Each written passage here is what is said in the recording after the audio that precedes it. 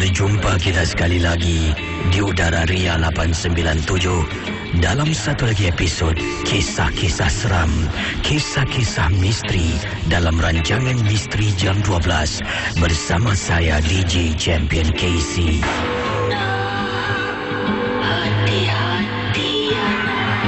Saudara, sebelum kita mulakan dengan kisah-kisah pada tengah malam ini, di sini KC ingin mengingatkan anda semua, janganlah mudah kita percaya kita terikut-ikut dengan apa yang diketengahkan dalam rancangan Misteri Jam 12. Ingatlah, setiap kisah harus kita anggap sebagai satu hiburan sahaja. Anggaplah mendengar MJ12 ibarat anda menonton filem-filem seram. Misteri Jam 12 hanya satu hiburan. Sekiranya kalau anda mempunyai pengalaman misteri, anda boleh hubungi saya di 669111897. Anda juga boleh kirimkan SMS anda kepada saya dengan kodnya kelab KLUB, jarak, nama anda, kisah misteri anda dan hantarkan ke talian 72346. Ingat, sekali lagi, Misteri Jam 12 hanya satu hiburan saja. Kalau anda rasa takut, matikan radio anda. Rakan pendengar Ria 897, saya akan teruskan dengan kisah misteri anda. Kisah yang pertama akan saya bacakan. Kiriman email kepada saya dengan dikirimkan email ini ke alamat ria@mediacorp.com.sg. Saya akan bacakan kisah ini kepada anda yang sedang bersama dengan kami. Pengalaman ini diceritakan oleh seorang pekerja, pemandu, bukan pemandu teksi, bukan pemandu van, tapi beliau ditugaskan memandu bas jenazah. Dikirimkan oleh pendengar kita yang bernama Encik Muhammad Hasbi. Beliau berkongsi kisah pengalaman ini yang berlaku lebih kurang 5 tahun yang lalu apabila membantu kawannya. Oleh kerana ada sesuatu yang berlaku, untuk beberapa kali beliau terpaksa membantu kawan mengambil alih tugas memandu bas mayat. Dipendekkan cerita, sebenarnya kiriman hujah-hujahnya agak panjang sedikit. Tapi saya masuk kisah yang dialami dikongsi sama oleh Encik Hasbi. Katanya di sini, setelah memandu van ataupun bas mayat tersebut, yang pertama ni, saya harus pastikan minyak cukup. Yang kedua, saya harus pastikan dalam bas tersebut tidak ada lagi bau-bau pacai, dibersihkan pendek kata lain. Dan selanjutnya saya harus letakkan bas mayat tersebut di tempat letak heavy vehicle, tempat letak kenderaan berat yang jauh daripada perumahan. Pendengar Ria 897. Katanya di sini, setelah saya berada di heavy vehicle parking, saya pun meletakkan kenderaan itu dan kemudian keluar, berjalan menuju ke arah motosikal saya di tempat kapak heavy vehicle ataupun tempat meletak kenderaan berat. Dah nak tunggang motosikal, saya terlupa nak tengok bas tu patut dibersihkan. Saya turun dari motosikal balik, berjalan menuju ke arah bas tersebut.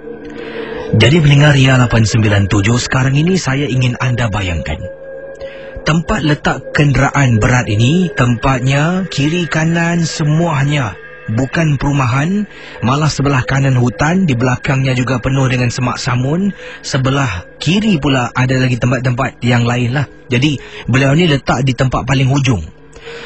Sebelum nak keluar tu terlupa, keadaan malam tu sunyi, sepi, beliau seorang diri. Jadi sebelum nak keluar terlupa nak periksa bas tu dibersihkan ataupun tidak. Jadi apa yang berlaku, rakan kita ni pun kembali. Kata Encik Hasbi, saya kembali jalan KC daripada motosikal nak pergi ke bas. Kiri kanan bas saya tak ada kenderaan lain, tak ada. Kiri kanan beberapa lot kosong. Kemudian barulah nampak satu trailer, nampak bas sekolah yang lain dan sebagainya. Menghampiri bas mayat yang saya pandu tadi. Alangkah terperanjatnya, di tempat duduk belakang, tempat duduk memanjang belakang tu, kelihatan ada seorang gadis sedang duduk dan memandang ke arah melintang. Saya tersentak seketika bila nampak susuk tubuh tersebut. Siapa pula naik bas aku ni? Aku lupa ke nak kunci bas? Ya Allah, Kisi. Saya tercegat ni. Di mana saya nampak, di situlah saya berdiri, kata beliau. Dan berfikir dan tidak tahu apa sebenarnya yang perlu saya lakukan. Setelah sekian waktu benda tu masih di sana, saya batalkan niat saya. Takut, Kisi. Saya kembali ke motosikal, saya pakai helmet balik, saya hidupkan enjin dan keluar dari tempat letak kenderaan berat. Kisi, pengalaman ini berlaku di salah sebuah heavy vehicle parking di Pasir Ris. Bila saya menunggang motosikal keluar, saya tak berani nak toleh buat kali kedua. Tidak berani. Sebab saya takut, Kisi. Benda tu mungkin memerhatikan saya. Dia ikut saya pulang, mengganggu anak dengan isteri. Itulah pengalaman saya, Kisi. Terima kasih dan juga selamat tengah malam. Saudara, kisah-kisah yang bakal anda dengar dalam Misteri Jam 12, anggaplah ia hanya satu hiburan. Tidak ada sesiapa yang boleh mengesahkan kebenarannya. Kalau anda rasa takut, perlahankanlah suara radio anda. Misteri Jam 12, hanya satu hiburan. Pendengar Ria 897 tadi kisah daripada Encik Hasbi dan itu dia. Lazimnya kisah yang dikaitkan dengan tempat ataupun kawasan tempat meletak kenderaan berat ini memang seram, ya. Tempat itu lazimnya memang jauh daripada mungkin kawasan penduduk lah, di mana ia akan memang jauh dan memang tempatnya lazimnya juga sunyi sepi, khususnya pada waktu malam. Jadi pengalaman Encik Hasbi itu mungkin benar mungkin tidak, tapi Abah Jua pun kalau anda dalam situasi beliau nak patah balik ni, baru nak periksa ni, aku dah bersihkan bas belum, tiba-tiba nampak ada sesuatu yang sedang duduk di belakang. Bagaimana agaknya? Baik, saya akan teruskan dengan kisah selanjutnya yang lain. Terima kasih bagi anda yang sedang bersama dengan saya dalam rancangan Misteri Jam 12. Ingat, setiap kisah hanya satu hiburan, tidak ada sesiapa yang boleh mengesahkan kebenarannya, dan jangan mudah anda percaya, jangan mudah terikut-ikut dengan apa yang diketengahkan dalam rancangan Misteri Jam 12. Kita akan teruskan dengan kisah yang berikut ini, dan inilah dia. Kisah tentang gangguan terkena sampukan rasukan. Selamat tengah malam, Kisi dan juga para pendengar Ria 897. Nama saya Nash. Saya ingin berkongsi peristiwa ini. Kisah yang diceritakan oleh Nash adalah satu perkara yang berlaku apabila keluarga beliau beriadah. Saya, isteri, serta 2 orang anak saya, adik ipar saya dan juga ibu saya berkelah di tepi pantai. Tempat ini adalah sebuah kawasan pantai Changi, kapak nombor ... takkan saya sebutkan kepada anda. Mungkin ramai tahu tentang kawasan ini. Banyak cerita dikaitkan dengan tempat letak kereta bernombor berikut yang harus saya rahsiakan. Dikatakan di sini, kami memancing. Sebenarnya dari pukul 10 pagi kami berada di sana dan kami memang nak bermalam, Kisi. Sampai 10 pagi keesokan hari ataupun awal sedikit, mungkin 7, mungkin 8, kami nak bermalam di sana. Dah bawa khemah, dah bawa bekal. Sebab pada malamnya nanti, barulah suami kepada adik ipar saya akan datang bersama-sama dengan kami. Jadi peristiwa yang ingin diceritakan oleh rakan kita, bayangkan pendengar, Pada mulanya semua berjalan dengan lancar. Kami pasang kemah. Saya pun mula memancing sebab saya bawa satu joran saja. Dan keluarkan makanan, makan bersama dan sebagainya. Sampailah apabila adik ipar saya menemankan anak saya yang nak terkucil. Tandas agak jauh, Casey. Jauh. Jadi saya minta tolong. Iba, boleh tolong abang tak? Hantarkan Dian pergi buang air kecil boleh tak? Tandas jauh lah. Abang tengah tengok joran ni. Jadi adik ipar saya bernama Iba. Tolonglah hantar anak saya. Anak saya ni satu usianya kecil, 5 tahun saja, Casey. Jadi adik ipar saya pun kata, bang, saya bawa Dian dekat belakang ujung tu boleh pergilah. Jadi Casey, dia pun tinggalkan kawasan tempat kami berkhemah. Di belakang tu adalah semak samun dan hutan. Hutan tak tebal, masih boleh jalan. Rumput-rumput, tapi penuh dengan pokok. Dia masuk ke dalam. Kemudian dia temankan anak saya. Dia kembali, Casey. Setelah beberapa minit, dia kembali ke depan. Jadi pendengar Ria 897, kisah diteruskan. Bayangkan, dari dia buang air kecil sekitar waktu asar, nak dekat waktu asar, hampir-hampir nak masuk waktu asar, sampailah nak dekat malam ni, tidak ada apa-apa berlaku pada anak saya dan juga kepada adik ipar saya. Hanya selepas waktu maghrib. Casey, bayangkan, saya sibuk dengan joran dekat depan. Dekat belakang isteri saya terpekik. Abang! Saya ni berada betul-betul dekat tepian pantai, sedang nak tukar umpan. Saya toleh belakang. Isteri saya, anak saya dah menangis. Casey, adik ipar saya sedang menyangkung. Cara dia menyangkung memang menakutkan. Kepalanya sekejap dia teling kiri, sekejap teling kanan, kemudian dia menyanyi, Casey.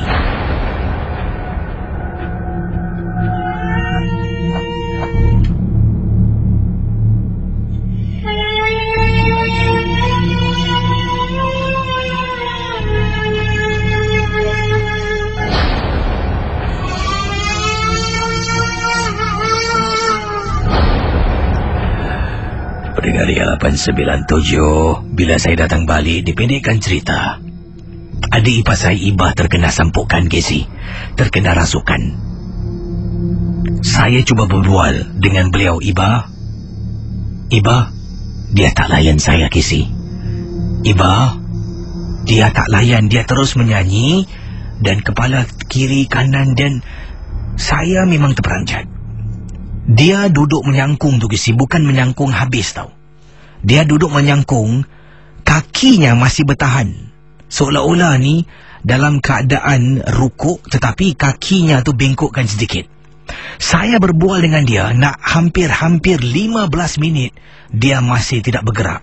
Dan kakinya masih boleh bertahan, tidak lemah. Itu yang membuat saya terperanjat. Pendengar Ria 897, tiba-tiba setelah lebih kurang sekian lama cuba berbual, cuba mendapatkan perhatian adiknya yang kena rasuk, sesuatu berlaku. Saya akan beritahu anda sebentar nanti. Jangan ke mana-mana. Kita kembali dengan kisah yang diceritakan oleh rakan kita. Jadi pendengar Ria 897, setelah adik iparnya disampuk, dirasuk, dikatakan di sini lebih kurang 15 hingga 20 minit dia cuba berbual, mendapatkan perhatian, tetapi dia tidak memberikan sembarang respon. Akhirnya saya teringat, Casey. Katakan bila orang ini tersampuk, kita kena baca ayat kursi. Saya baca. Casey, bila saya lafazkan saja surah ayat kursi ini, ayat yang pertama, daripada kepalanya kiri kanan dengan suara mendayu-dayu. Tiba-tiba dia berhenti, Casey. Dia terus memandang tajam ke arah saya dan seolah-olah nak menerkam saya. Saya baca dan baca dan baca. Tiba-tiba suara adik ipar saya terkeluar.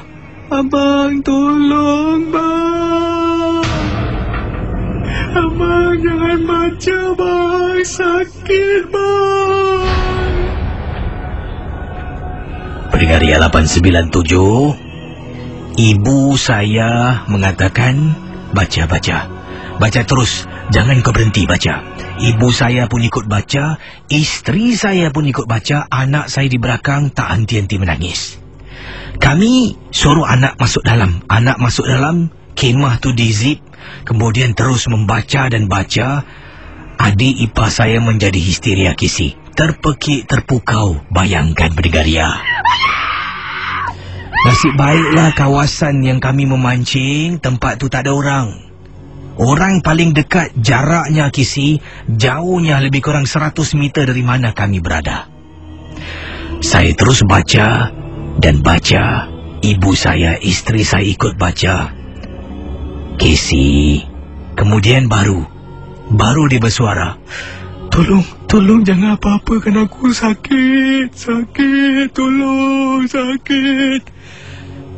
Kenapa engkau kacau adik ipar aku? Apa engkau nak dari dia? Kalau tidak, kita semua akan terus baca. Cakap betul-betul kenapa engkau kacau adik ipar aku? Tanya saya kepada makhluk tersebutlah. Casey, dia terus diam.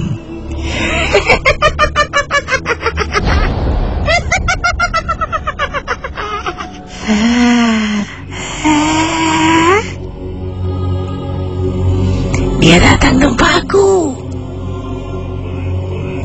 nampak aku. Dia kencing sembarangan. Mestilah aku marah.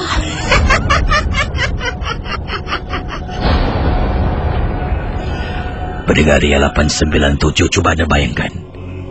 Perbualan ini berterusan selama lebih kurang lagi setengah jam. Sampailah suami kepada Ibah sampai dan sama-sama membaca surah tersebut sampai makhluk itu terbakar kepanasan. Dia menjerit sakit panas berkali-kali. Kami berulang kali, kalau tak silap saya 5-6 kali surah Ayatul Kursi kami ulang kisi. Dah tak tahan, dia keluar. Bila dia keluar kisi, adik ipar saya jatuh pingsan atas pasir. Malam tu baik-baik kami nak bermalam sampai keesokan hari, kami batalkan niat. Malam tu juga kami bungkus barang-barang dan kami pulang ke rumah. Mungkin silap saya menyuruh adik ipar saya membenarkan dia membawa anak pergi buang air kecil tempat sembarangan. Jadi adik ipar saya mungkin antara yang lemah semangat. Terkenalah gangguan ini. Terima kasih dan selamat tengah malam, Casey. Kisah-kisah yang anda dengar merupakan misteri jam 12. Tidak ada sesiapa yang boleh mengesahkan kebenarannya. Jangan mudah kita percaya. Jangan kita terikut-ikut. Ingatlah, MG12 hanya satu hiburan. Bagaimana dengan kisah-kisah yang disampaikan setakat ini? Hello, selamat tengah malam. Halo. Hai, siapa bercakap ni? Saya ni, nama saya Kadir. Cik Kadir, apa khabar? Ini bukan Cik Kadir yang selalu telefon tu, Bukan. Ni Kadir lain, Jadi, ni Cik Kadir, ni nak tanya tadi tentang abang tadi kongsi adik iparnya bawa anaknya pergi buang air kecil di bawah pokok, kemudian terkena gangguan ni. Yang buat orang lain, yang kena orang lain, apa kata anda ni? Macam mana tu? Ini kadang-kadang susah nak cakap ni. Kalau kita pergi tempat-tempat yang ni macamnya tempat susah. Nanti kita kita mesti nak minta izin. Mungkin tersilap kena ke apa. Mungkin. Jadi kisah anda Cik Kadir ni tentang apa ni? Ini tentang dulu saya ada Kisi kenal tempat ni yang di Victoria Theatre, kenal Victoria yang Victoria Theatre lama tu. Dulu saya sama kawan saya ini dalam tahun, saya ingat dalam tahun 80 lebih lah. Saya sama kawan saya lepas dah tengok cerita dekat dulu, cerita wayang gambar dekat Capitol.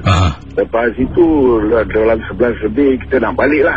Tapi kita jalan, tapi kita nak naik bas dekat dengan River Valley lah. So kita jalan dekat Fort Canning. Dekat register of Barry's Fort Canning. Kali jalan atas itu dalam pukul 11 lebih gitulah. Kali tengah jalan dekat sana dah sebab lebih kita jalan atas lah. Dekat Fort Canning ni area kita jalan ada jalan. Kali kita tengah jalan sekali kita bau bunga. Bila kita tengah jalan tak ada bau. Tapi bila kita dah sampai dekat sana bau dia kuat. Kali saya sama kawan saya alih-alih saya tegur sama kawan saya lah. Saya cakap ni bau dah kuat ni. Kawan saya cakap diam-diam jangan tegur lah. Awak pergi tegur Ustaz. Sekali pakai lama bau dia kuat. Lepas itu kawan saya cakap okey kau jangan tengok belakang. Kau terus kita 1, 2, 3 kita pecut dari sini. Saya pun alamak. Saya pun bulu rupung saya pun ternaik. Bau dia pakai lama pakai kuat. So, kawan saya cakap 1, 2, 3 pelan-pelan lah. Lepas itu kita lari dari Fort Canning sampai bawah dekat tengah jalan road tu. Terus kita sampai dekat River Valley. Berpeluh-peluh. Itu je kisah saya sikit. Jadi itu dia pengajaran jangan menegur lah. Apa-apa pun simpan sendiri lah. Sih boleh sikit je. Ya sebentar ya. Saudara pendengar Ria 897, kita akan teruskan dengan pengalaman-pengalaman anda. Bayangkan pendengar Ria, tengah-tengah malam anda sedang tidur. Mungkin seorang diri, mungkin dengan adik anda. Mungkin anda sedang tidur dengan suami anda. Tengah-tengah malam dalam rumah anda, tiba-tiba sesuatu berlaku. Sesuatu yang mungkin menakutkan berlaku. Seperti kedengaran suara perempuan meraung, menaikkan bahunya seperti memberitahu saya yang dia tak tahu. Saya ingatkan kakak nangis. Bukan kakak nangis. Siapa nangis? Tak tahulah. Casey, dalam rumah Casey dengar bunyi suara perempuan meraung, menangis. Casey takut, saya kata Sunita. Tidur bilik kakak lah, ambil bantal. Saya dengan adik temankan adik saya masuk ke dalam bilik Casey. Bila kami masuk dalam bilik, kedengaran suara yang sama.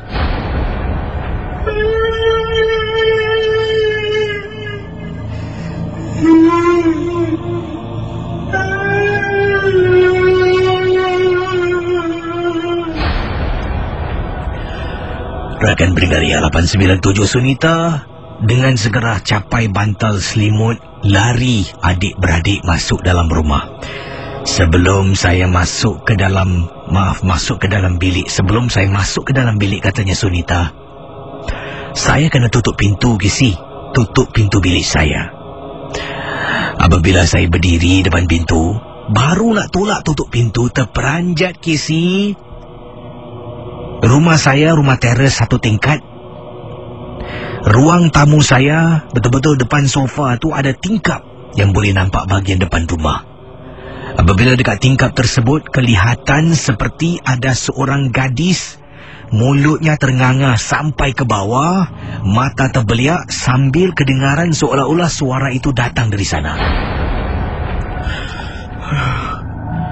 Saya terus tutup pintu, lari naik atas katil.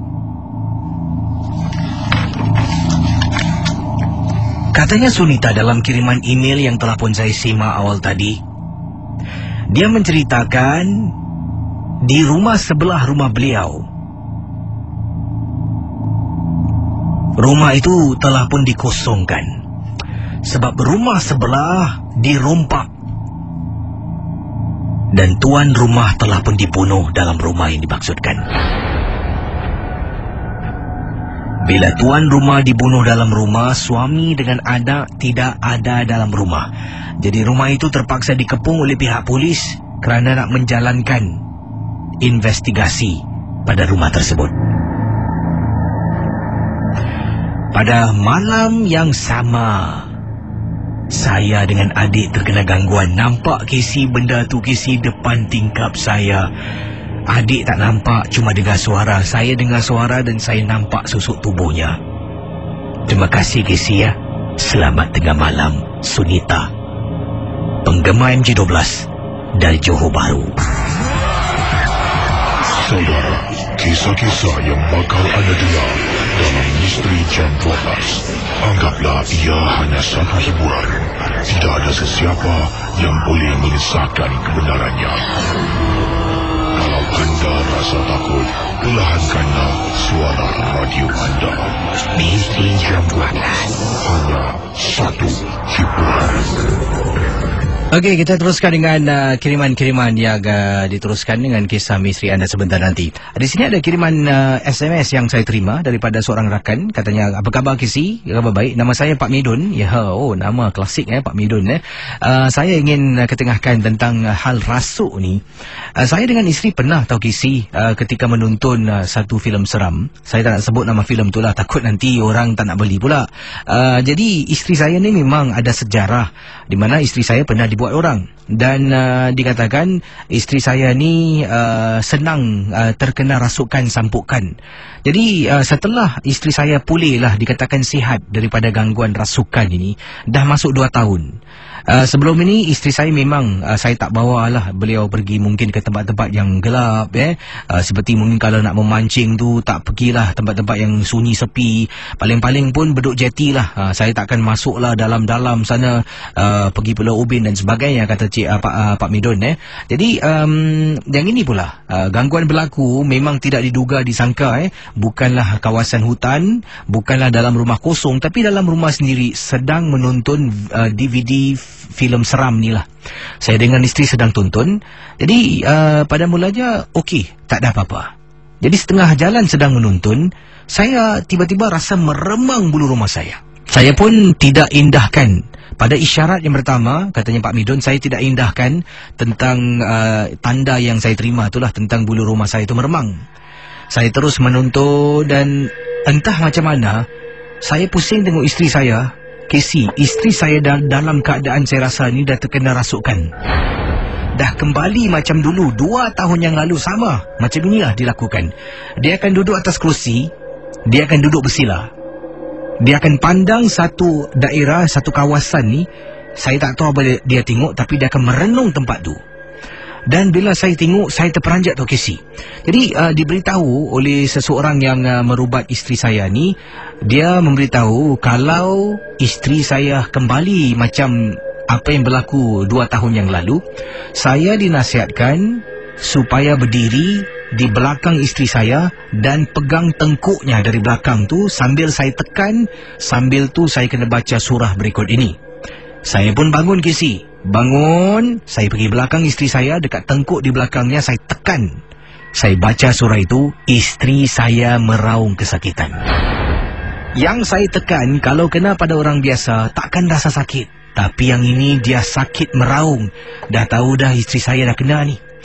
Tak ada pilihan, saya telefon. Orang yang merubati isteri saya, masih saya simpan nombor beliau. Malam tu juga, dalam masa lebih kurang 45 minit dia sampai rumah saya dengan isterinya. Masuk ke dalam, kemudian seperti biasa dia cuba bantu, dan akhirnya isteri saya dapat disedarkan dalam masa lebih kurang setengah jam saja. Saya bersyukur sangat-sangat. Jadi dia memberitahu saya, kalau nak tonton filem-filem seram yang macam ni, kalau boleh janganlah, jangan bawa isteri bersama. Sebab isteri saya ni dipanggil ada triggering factor. Ada satu mungkin sesuatu yang boleh membuat isteri saya ni mencetuskan dia, supaya penyakit kena rasuk tu akan datang balik. Jadi sejak hari itu, saya nak tonton filem-filem seram. DVD yang Casey, yang saya beli itu dari Casey pun, saya takkan tonton bersama dengan isteri. Sebab takut Casey, kalau benda tu senang nak keluar satu hal, kalau dia tak nak keluar, macam 2 tahun yang lalu, saya yang merana. Baik, pendengar Ria 897, kisah tadi serupa tentang kerasukan. Tapi sekarang kita terus ke hujung talian. Anda boleh hubungi saya di 669-11897. Hello, selamat pagi. Selamat pagi, Cik. Siapa bercakap ni? Kak Rukia dari Bedok. Kak Rukia dari Bedok. Ini Bedok South ke Bedok North ni? Bedok North. Jadi Kak Rukia ada pengalaman yang Kak Rukia nak ketengahkan tentang apa ni? Kakak nak cerita tentang, tapi bukan kakak punya teman. Kawan kakak dia tadi baru dia telefon. Dia minta tolong ceritakan lah pasal apa. Saya kata dia takut nak cerita dengan dia. Silakan. Pengalaman tentang apa, silakan. Saya apa khabar? Saya sihat, terima kasih kerana bertanya. Kakak ucapkan nanti akan datang selamat panti baru Jesse. Terima kasih, amin Jadi gini Jesse, kawan kakak ni dia pergi sailing lah tahun lepas yang tutup sekolah tu. Sailing challenge lah kata dia yang 2 tingkat tu. Tapi dia pergi semua orang dewasa lah. Cucu dia yang kecil-kecil tak tahu berapa, ada 1-2 gitu. Jadi dia pertama dia pergi tu dia masak lah kat dapur, goreng mi, masak bubur kacang. Yang dia heran Jesse, bubur kacang dia tu macam kat dapur dia macam berasap lagi Jesse. Dia kata ingat dapur dia terbakar. Dia pergi dia tengok tak ada. Habis dia keluar balik, dapur tu berasap. Habis dia punya pembantu tu dengan anak lelaki dia tu macam malam tu dia nampak lah, macam menampak benda yang merangkak itu lah. Dia semua nampak. Habis diorang takut lah, dia ingat nak balik. Jadi cara dia duduk tu daripada 1 hari 1 hari dengan khabar 1 hari aja kasi dia balik. Macam cili tu berantu lah dekat Changi lah. Itulah cerita dia kata nak ceritakan. Terima kasih ya. Okey, terima kasih Kak Rukia, terima kasih. Baik, ini daripada Encik Muhammad Isa. Apa khabar Kisi? Kabar baik.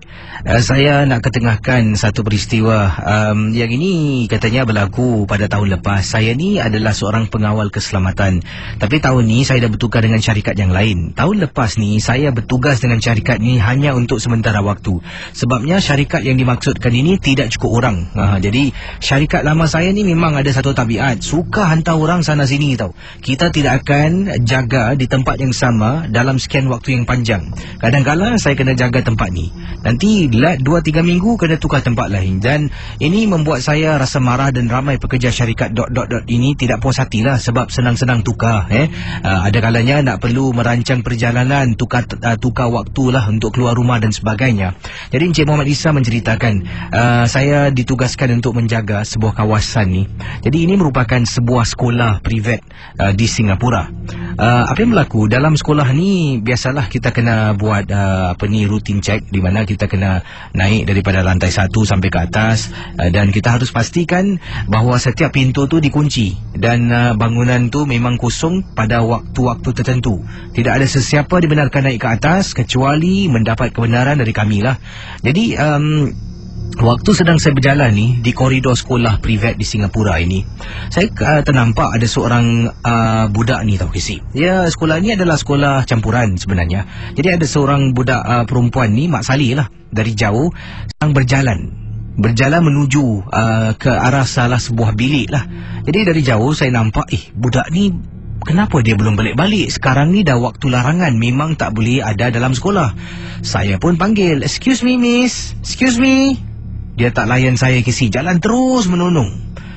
Dan entah macam mana, memang dari tempat saya berdiri ni terang. Sebab saya berdiri betul-betul depan tangga tau. Saya kena naik tangga, pusing naik tangga sampai tingkat atas. Jadi tempat tangga ni depannya memang terang. Bila koridor sebelah dalam, sepanjang-panjang koridor tu dah gelap, lampu dah ditutup. Nak jimat tenaga lah, kata beliau. Jadi bila nampak budak ni dari jauh, memang gelap, nampak sama-sama seperti orang berjalan tau Kisi. Jadi Encik Muhammad Isa pun menegur lah. Saya menegur, memanggil budak tu yang tak tuli. Dan saya baru perasan cara budak tu jalan bukan seperti orang yang berjalan dengan kaki. Seolah-olah dia ni terapung-apung atas lantai. Jadi saya dah rasa tak sedap hati. Sebab bila saya nak buka Swiss, saya kena pergi ke sebelah dalam tempat gelap tu. Di situ ada switchboard, dan baru dari itu kena buka kunci. Saya kena naikkan switch, barulah akan nyala lampu semua. Saya terus walkie pada kata beliau ni guard room, saya tanyalah, suruh teman saya yang sedang bertugas ni untuk periksa koridor ujung lantai, katanya di sini lantai 3 koridor ujung, tengok ada sesiapa tak. Jadi kawan saya sedang pan kamera ni tau Casey, sebab budak itu sedang berjalan menuju ke arah hujung koridor satu lagi lah di tingkat yang sama. Jadi sedang dia menghampiri, saya pun memberitahu guard room ni lah. Jadi beliau pun memandang dan melihat. Alangkah terperanjatnya apabila feedback mendapat maklum balas daripada rakan yang bertugas ni, memberitahu saya yang memang tidak ada sesiapa, tidak ada orang, dan dia tanya kenapa. Casey, saya terus berderau darah saya. Saya nak naik atas pun takut. Saya turun bawah balik, pergi ke guard room, dan saya memberitahu kawan saya yang saya sakit perut. Kemudian saya minta tolong, boleh tak engkau cover aku sakit perut sangat. Saya keluarkan minyak kapak, urut perut, urut kepala saya. Jadi dia kata, kau nak ke tandas, pergilah. Dalam hati saya, pergi tandas? Tak, aku betul, perut aku cuma mengulas, tak nak pergi tandas. Kawan saya pun tinggalkan. Pendengar Ria 897, kawan beliau tinggalkan guard room untuk ambil alih lah. Beberapa lagi tingkat harus dia pergilah sebab setiap tingkat ni ada clocking point di mana kena tap baru akan ada akan dimasukkan dalam sistem komputer lah. Jadi apa yang berlaku, kawannya tinggalkan, si rakan ni pula sedang duduk dalam guard room sambil urut-urut perut, kesakitan perutnya konon-konon. Padahal Gisi, saya memang takut pada malam tu. Dan awal tadi kisah daripada seorang kakak ni tentang jiran sebelah tu memang menyeramkan. Anak dia tengah tidur, terpekik nampak sesuatu di jendela. Awak ni buat saya, yelah, tak apalah. Kalau mungkin sedang mendengar, terima kasih. Hati-hatilah kalau sedang baring tu. Ada sini SMS pada saya, bukan SMS, ini di Facebook daripada Nenek Kebayan. Katanya, Casey, hati-hati bila berkongsi kisah misteri, sebab setiap kali kita bercerita, dia boleh dengar, dan setiap kali kita cakap pasal dia, dia akan datang dekat dan duduk sebab dia bangga kita cakap pasal dia. Nenek Kebayan. Nenek Kebayan, tak apa, terima kasih atas nasihat anda. Hiburan MJ12 hanya hiburan saja. Kisah tadi memang seram dan pada pendengar yang tadi tu yang kata yalah, yang dikatakan tadi, saya ni cerita nanti panggil dia duduk dengar. Ini kan satu hiburan. Kalau dia dengar, apa salahnya? Dia boleh dengar, tak kisah, tapi jangan dia ganggulah. Kalau ganggu tu, maaf cakap lah. Burung tiung makan betik, saya balik pun cantik. Baik, kiriman pendengar kita tadi ni, siapa nama beliau tu? Nenek Kebayan yang tadi kirimkan. Baiklah, apapun nama awak pun seram. Nama tak boleh Nenek Kebayan, nanti dia pun duduk sekaki juga. Baik, 669-11897 daripada Wak Normah. Assalamualaikum Casey. Waalaikumsalam. Kisah malam ni power, superb, seronok saya dengar. Walaupun esok kena bangun awal pagi sebab kena hantar anak pergi sekolah, tapi saya suka dengan MJ12. Saya ada kisah yang pendek dan ringkas. Anak saya ni katanya, Wak Normah, pernah meneguh apabila saya bawa dia masuk ke salah sebuah kedai di kawasan Gelang. Apabila dia tunjuk sesuatu di atas, dalam kedai itulah dekat atas, dia panggil saya Umi. Umi, apa tu ke atas? Saya tengok atas tu kosong. Betul, atas almari tu tak ada benda, kosong. Jadi saya tengok, mana ada benda tu. Orang kedai dia dari jauh terus menjenguk dan melihat ke arah saya dengan anak. Oleh kerana saya tak naklah diapa-apakan, mungkin sesuatu yang berlaku, saya terus dukung beliau keluar dari kedai itu dan jalan jauh-jauh Casey. Betul, takut Casey, saya tak nampak apa-apa, anak saya nampak. Bila saya tanya tadi apa yang dia nampak, dia kata nampak ada orang duduk atas almari. Macam-macam kisah mungkin agaknya entahlah. Baik, kita ke hujung talian sekarang. 669-11897. Hello, selamat pagi. Selamat pagi. Siapa bercakap ni? Ada baru Casey. Terima kasih lah. Belum lagi InsyaAllah akan datang ya. Siapa bercakap ni? Ini Kak Ani Casey. Kak Ani. Dari mana Kak Ani panggilan? Daripada Bedok Noh. Orang Bedok Noh hari ni ramai telefon Kak Ani, pengalaman Kak Ani tentang apa? Silakan. Ini bukan pengalaman Kak Casey. Ini perkara terjadi nyata. Pasal Kak Ani baru mengalami 5 tahun. Suami Kak Ni selalu menghubungi Casey kan. Jadi Kak Ni ceritakanlah sedikit pasal pengalaman yang Kak Ni hadapi kan tentang suami Kak Ni. Baru-baru ni Casey, Kak Ni, suami Kak Ni dah berubat banyak tempat kan. Jadi buat sementara Kak Ni stop dulu, Kak Ni tak berubat lah kan. Jadi bila Kak Ni mula berubat lagi, bila Kak Ni dah mula nak berubat lagi, macam mana keadaan suami Kak Ni kan. Kak Ni berjumpa dengan satu hamba Allah ni lah. Dia belum mula berubat, dia baru ambil pengetahuan lah daripada suami Kak Ni, macam mana apa sebab punca ni kan. Sedikit je lah pengalaman dia ambil daripada suami Kak Ni. Tapi Kak Ni tak pergi, anak Kak Ni yang bawa. Apabila anak Kak Ni bawa ke sana, dapat cara dia bercerita kenapa suami Kak Ni kenapa kan. Jadi balik daripada sana, 2 hari besi, jari-jari suami Kak Ni dengan serta-merta jadi bengkak, jadi menanah, jadi berulat tau Casey. Kak Ni tabah je. Kak Ni tabah menghadapi ini semua dugaan Allah kan. Jadi bukan daripada jari-jari tangan aja Casey, hingga ke mata Casey. Ke matanya jadi keluar nanah, dan daripada kaki semua, kaki-kakinya. Pasal apa Kak Ni mengetahui apa cara perubatan suami Kak ni kalau boleh dia punya cara orang yang tak puas hati lah. Selagi suami Kak ni belum terbujuk, dia tak puas hati. Jadi cara Kak ni dapat tahu suami Kak ni dibuat dengan cara abu orang mati dengan tulang-tulang orang mati. Okey sih.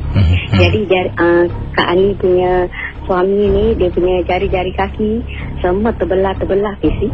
Apabila dia berjalan, setiap tapak darah tetap keluar. Di ujung-ujung jari, kuku semua keluar darah. Dia punya badan, satu badan dia mula-mula Casey daripada tapak kaki step by step tau Casey. Daripada tapak kaki, umpama macam sisi ular, naik ke atas betis, naik ke peha, naik ke perut, naik ke dada, terus naik ke kepala atau Casey. Sehingga satu badan anggota kan. Tapi Kak Ani tabah. Kak Ani, ini semua ujian Allah. Tapi Kak Ani tak kisah. Hamba Allah ni, dia nak buat apa aja, Kak Ani reda. Kak Ani semua serah pada Tuhan Allah Ta'ala. Setiap sesuatu ini, walaupun dia kuat, dia apa semua, tapi ada orang lebih kuat. Kak Ni yakin berdiri ada satu aja. Ada satu aja orang yang lebih kuat daripada hamba-hamba kita. Daripada situ Casey pengalaman sampai sekarang Casey, sampai kini hari Kak Ni cakap setiap waktu tubuh daripada ujung kaki sampai ujung rambut suami Kak Ni, sampai suami Kak Ani tak tahu apa nak buat. Dia pun tak tahu, dia cuma diam je Casey. Tiap kali berubat Casey, keadaannya seperti macam mula. Kalau Kak Ani bersihkan tubuh badan dia, Kak Ani mandikan Casey, Kak Ani tak boleh busuk cara straight Casey. Kak Ani mesti cara Kak Ani mengikut macam cara ular. Tiap kali Kak Ani gosok dengan tuala kan, cucikan badan dia, Kak Ani ikut macam cara ular kan Casey, baru dapat tarik itu kulit-kulit keluar Casey. Kalau Kak Ani mandikan dengan cara normal, itu kulit takkan keluar Casey. Sampai sekarang tubuh badan suami Kak Ani sampai ke kepala, satu badan Casey, semua bentuk-bentuk kulit dia tak betul seperti macam saih ular berjalan di tanah Casey. Jadi Kak Ani sekarang, Kak Ani bersyukur. Kak Ani cakap kalau pada hamba Allah ni lah yang mendengar, Kak Ani cakap puaskan hati lah. Kak Ani cakap apa nak buatkan, Kak Ani serah pada Tuhan Allah Ta'ala. Kak Ani tahu nyawa, ajal, maut semua pada tangan Tuhan. Kak Ani takkan membalas. Kak Ani serah pada Tuhan Allah Ta'ala. Itu aja kisah. Terima kasih Kisi. Terima kasih Kak Ani ya kerana bersedia berkongsi. Baik saudara, saya akan tutup tirai. Nampaknya dah pukul 2 pagi dan biasalah hari Senin ni kan. Saya jumpa anda. Terima kasih bagi anda yang bersama dengan saya walau apapun yang diketengahkan dalam rancangan MJ12 hanya satu hiburan. Dan terima kasih bagi anda yang tadi tu saya menenggurkan dan sebagainya. Mohon maaflah, kita gurau-gurau saja. Dan apa jua, ingatlah kita ni hanya satu manusia, tidak lari dari kesilapan. Dan ingatlah alam siber ini jangan kita ambil contoh yang baru berlaku. Mungkin beritanya baru tersebar luas hari ini, dan kita ambil iktibar daripada pengalaman mungkin orang lain supaya kita menjadi manusia yang lebih baik. Jangan ikut contoh, dan kadang-kadang kalau kita dicucuk jangan mudah melatah. Kalau kita melatah ni juga samalah kita dengan orang yang disebutkan. Ada pendengar-pendengar telah pun memberikan satu saya sebenarnya banyak belajar dari awak semua, cara awak bercakap, cara awak berkongsi. Kadang-kadang orang ni cakap macam ni, yang dini pula cakap tak baik nasihat. Jadi setiap kiriman anda post ni, saya tengok, baca, kita pelajari dari setiap pengalaman. Walaupun saya tak cakap apa-apa pun, saya baca dan memandang dan mempelajari sesuatu setiap hari dari anda semua. Dan kalau ada kisah misteri, saya ada beberapa kiriman yang saya baru terima sebab tempoh hari saya menjemput pendengar-pendengar luar Singapura. Kalau boleh lebih banyaklah pendengar-pendengar luar Singapura berkongsi pengalaman anda, mungkin tentang kisah seram dari Finland ke, kisah seram dari Jepun, kisah seram dari India mungkin.